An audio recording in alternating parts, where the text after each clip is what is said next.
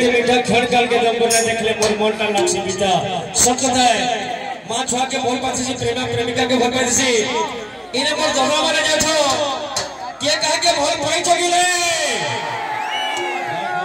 जबर छ जाबी हो शास्त्र में लिखा है प्रेम बोले जदि दुईटी अक्षर जगत मध्य रे सारो प्रेम बोले जदि दुईटी अक्षर जगत मध्य रे सारो ए भव सागर रे जे प्रेम करि नाही ए भव सागर रे जे प्रेम करि नाही ता जीवनटा होचे को खरा विपार भाग्य विधाता पिला के टुकड़े टुकड़े लिखाई दिसी कर्म अनुଯାୟୀ କରି ଆମେ ଯେତେବେଳେ ଜନ୍ମ ନେଇଥିସୁ छुआन जुआन हेतिसु जुआन लगने मां बाप लगे टुकड़े खोली दिसो टुकड़े खोली साला पर में विवाह हेतिसु विवाह बंधन ने बंधन नहीं करी अगर पारिवारिक जीवन के इतै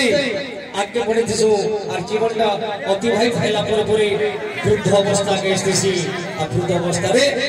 हमें इहदार में त्याग कर दिसु दासो काज कत फिर आगे बढ़े के संदेश जगत के तो कथा दे चाहिए समझो